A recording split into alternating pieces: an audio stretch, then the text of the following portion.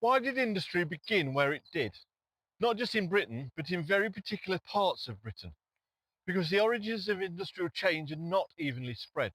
They're rooted in the ground itself. Welcome to the making of Britain.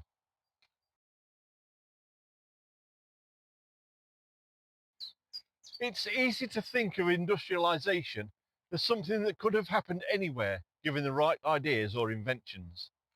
But in Britain, it began in specific places, and those places are shaped by geology. Iron ore lay beneath the surface in certain regions, often close to coal deposits that could be used to process it. This combination was not universal. It created pockets of potential, landscapes where the raw materials for industry existed side by side. Amongst the most well known of these is Iron Bridge Gorge, where the relationship between iron and coal would help define an entire era. Iron had been used in Britain for centuries before the Industrial Revolution. Early production relied on charcoal, derived from wood, to smelt iron ore. This placed limits on its scale. Forests could only supply so much fuel, and as demand grew, those limits became increasingly apparent. Iron was valuable, but production remained constrained by the availability of resources above ground. What existed was a system that worked, but only within certain boundaries. Expanding beyond those boundaries required a different approach, and that approach would come from below the surface. The shift from charcoal to coal, and particularly to coke, a refined form of coal, transformed iron production. Coal was more abundant than wood, and when processed into coke, it could produce the high temperatures needed for large-scale smelting. This allowed iron production to increase dramatically, but again, location mattered. The areas where coal and iron were found together had a distinct advantage. They could reduce the cost and complexity of transport, bringing fuel and raw material into close proximity. This is where geology begins to dictate not just possibility, but direction. As iron production expanded, certain regions began to develop into industrial centres. These were not chosen at random. They emerged where conditions allowed, where coal, iron ore, water and transport routes aligned. Places like the Severn Valley became hubs of activity, drawing labour, investment and innovation. The development of blast furnaces, forges and foundries created a landscape that was increasingly shaped by industry. What had once been rural or lightly populated areas began to change, their identities tied to production and manufacture. The growth was not evenly distributed. It concentrated in places where the ground itself made it possible.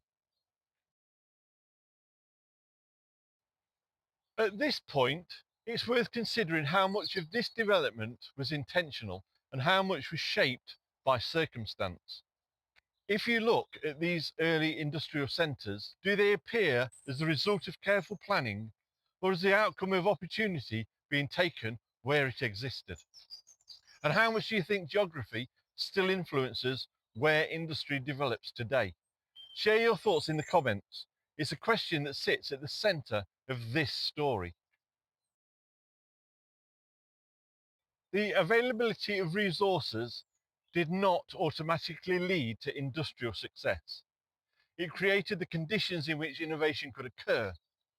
Ironmasters experimented with new technologies, refining processes, improving efficiency, and adapting to challenges. Figures such as Abraham Darby played a key role in this process, demonstrating how coke could be used effectively in iron smelting. These developments were not inevitable. They required experimentation, risk, and the willingness to depart from established methods. But they were made possible by the resources at hand. Iron became the material of industrial Britain. It was used to construct machines, tools, bridges, and infrastructure. It enabled the expansion of railways, the development of factories, and the growth of cities. The famous Iron Bridge itself, spanning the River Severn, stands as a symbol of this transformation, not just as an engineering achievement, but as a statement of what was now possible. The relationship between iron and coal created a feedback loop. More iron allowed for better machinery, which enabled more coal to be mined, which in turn supported further iron production. The process reinforced itself, accelerating change.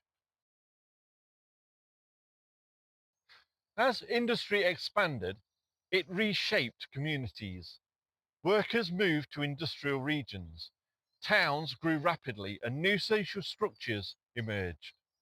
The work was demanding, often dangerous, and tied closely to the rhythms of production. At the same time, it provided opportunities that did not exist elsewhere. For many, industrial centres offered employment and stability, even if conditions were difficult. The landscape itself was altered, not just physically, but socially. Identity became linked to industry, to place, to the work that defined daily life. Looking back, it might seem that concentrating industry in these regions created problems. Environmental damage, economic dependence, regional inequality. But at the time, it made sense. Resources were local, transport was limited. Producing iron where the materials were found was efficient and practical.